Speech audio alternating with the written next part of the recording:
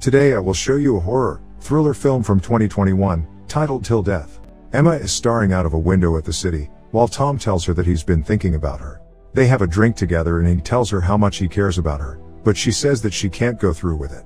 Emma ends their affair, even though Tom pleads with her not to. As she's walking out, he begs to see her one more time the next day, but Emma tells him that she can't because it's her anniversary. The next day Emma enters an office building and goes directly to her husband's office, where his assistant gives her flowers and wishes her a happy anniversary. Inside of the office she finds a file on the desk. She opens it and looks through it, then sees the picture of the man that robbed and attacked her.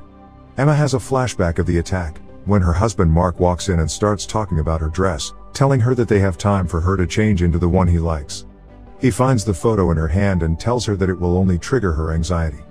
Mark has her file because her attacker's parole is being revoked. She asks him if he misses being a DA, instead of a lawyer that gets men like her attacker out of jail. He says he prefers the money. The two of them take the elevator, when Tom joins them on the next level down. They talk about the time when Emma and Tom met and each has a different story. Later, the couple has their anniversary dinner. Even though Emma doesn't want dessert, Mark orders one for her. He gives her a necklace made out of steel because it's their steel anniversary. Two people get engaged in the restaurant and he comments that she was happy like the girl at one point. Emma gives him her gift, a pair of Super Bowl tickets, which he hates. He puts the necklace on her and wishes her a happy anniversary. Emma is at the washroom, when she hears the girl crying inside. She tells her that even though she said yes, it doesn't mean that she's obligated to marry the guy. The girl tells her off, then Emma congratulates her for her engagement. They leave the restaurant and the waitress finds the Super Bowl tickets as a tip. Once they're outside, Mark tells her that he has one more surprise for her. Later, they're seen driving somewhere and Emma is blindfolded.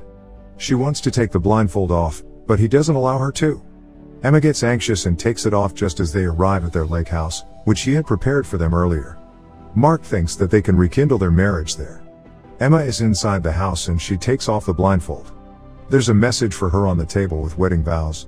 She follows the clues he's left her around the house and gets to a dark room with pictures of them. There's a record player ready for her to play it. When she hears the music, she laughs and goes to look for Mark on the second floor. Emma finds him in their bedroom waiting for her with champagne. Mark apologizes for not being a good husband. He tells her that this anniversary is just the beginning step toward mending their marriage. They sleep together. The following morning, Emma wakes up, noticing how cold it is in the room. She quickly finds out that Mark has chained himself to her and gets upset about it. He turns around and kills himself. Emma pushes him off and falls over the bed with him. She panics and starts pulling on the chain. After a brief moment, she calms down and drags the body over to the landline, but it's offline. Emma sees the gun and tries to shoot the chain, but there are no more bullets inside, so she drops it under the bed. Then, she drags the body to the closet and sees that the only wardrobe left there is her wedding gown. She discovers a safe behind it. Next, she's seen wearing Mark's bloody shirt and dragging the body on the dress. When she tries to pull him down the stairs he falls over and they both tumble down. Emma gets to the kitchen, but finds that Mark has submerged her phone in water. She still tries to power it on, unsuccessfully. Emma goes through the kitchen looking for some kind of blade, but finds nothing. She checks the trash can and finds Mark's car keys inside. Next, she's seen wearing all of his clothes and dragging the body out to the car through the snow. When she gets them there, she enters the car and starts it. The vehicle runs for a few moments as she tries to heat her hands, but it quickly turns off. Mark has taken the gas out of the car too. The radio is still playing and a recording of him telling her that he knew about Tom comes on. Emma drags the body back to the house and washes her face from his blood.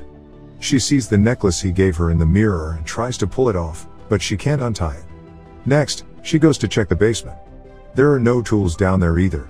Emma drags the body up the staircase, determined to get herself out of there. Once outside of the basement, she hears something in the dark room. All of the pictures inside are changed. They are of her and Tom, as well as the one taken of her after the attack.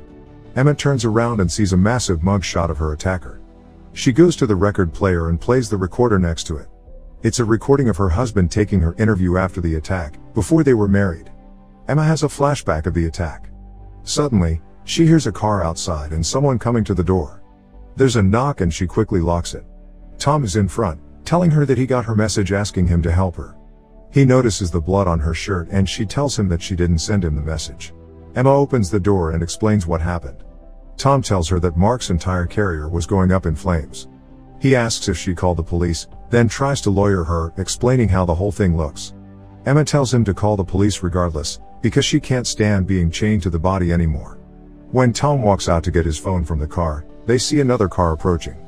She thinks that they should run, but he tells her that he can handle it and steps outside, asking her to lock the door. The car arrives and a man, Jimmy, approaches Tom, saying that he's there to fix a broken pipe. Tom offers to pay him what he would charge for the job and does it, but Jimmy insists to come in and use the lavatory. When Tom doesn't budge and asks him to leave, Emma hides and another man steps out of the car. He approaches and stabs Tom. The second man, Bobby, enters the house first and looks around. Emma recognizes him as her attacker. Jimmy is very upset that Bobby killed Tom and apologizes to him as he takes his last breath. He begs Bobby to leave, but he reminds his little brother that they need to find Emma first. Both of them go looking for her. Bobby sees the mess in the bedroom and finds the safe. Jimmy sees the bloody trail in the house. Emma drags the body to the boat shed, but Jimmy sees the trail leading there and follows it reluctantly. She gets the body inside the shed and finds a boat propeller. Emma cuts off Mark's hand to unchain herself from him, when Jimmy enters the shed. She hides before he sees her. He looks around and when he sees the body immediately runs to the house to get his brother. Both of them come back to the shed, but only find the body there. Emma is hiding under the boat and listens to them talk. Bobby recognizes Mark as the guy who hired them. He tells Jimmy that they need to find her to get the code for the safe. They leave and Emma binds her feet with pieces of the dress, then finds the gasoline for the boat. The brothers get back to the house. Jimmy tells Bobby that they can't blow the safe open and that it needs a fingerprint as well as the combination. Emma is dragging the gasoline to the car when she almost gets caught by Jimmy, who is going to the shed to get Mark's body. She gets the gasoline to the car and starts pumping it. Bobby hears her in the garage and goes after her. Emma hears him coming and hides just in time. When he enters, he finds the gas, but not her. Emma listens to his steps from under the car and when he blows out the tires, she runs to the house almost getting caught by Jimmy again. She gets into the basement and Bobby follows her there. Emma gets trapped in the staircase between Bobby in the basement and Jimmy in front of the door. As they start closing it on her, she activates the car alarm and pulls them away from her. While the two of them are at the car, she gets to the house and says goodbye to Tom. The brothers argue outside, but Bobby convinces Jimmy that they should finish the job and tells him that Emma is probably still at the house. When they enter, they see that she has taken Tom's coat and shoes. Bobby goes to check upstairs and Jimmy stays on the first floor. Once up there, Bobby hears a noise in the attic and follows it. He thinks he's found Emma, when she suddenly hits him over the head. Jimmy hears them and finds Bobby, when she hits him too and locks him in a room. Emma runs outside to Tom's car, but Bobby gets to her. She manages to call the police, but the call lasts only a second. Bobby tells Jimmy to get the body upstairs then knocks Emma out. Emma wakes up chained to Mark again. The brothers have prepared the safe, but she tells them that she doesn't know the combination. Bobby pins Emma down and tells her that the combination is the day that Mark proposed to her. She doesn't want to tell him the date, because she thinks he'll kill her right afterwards. Bobby threatens to cut her toes off, but Jimmy doesn't like what he's doing and tries to get him to stop.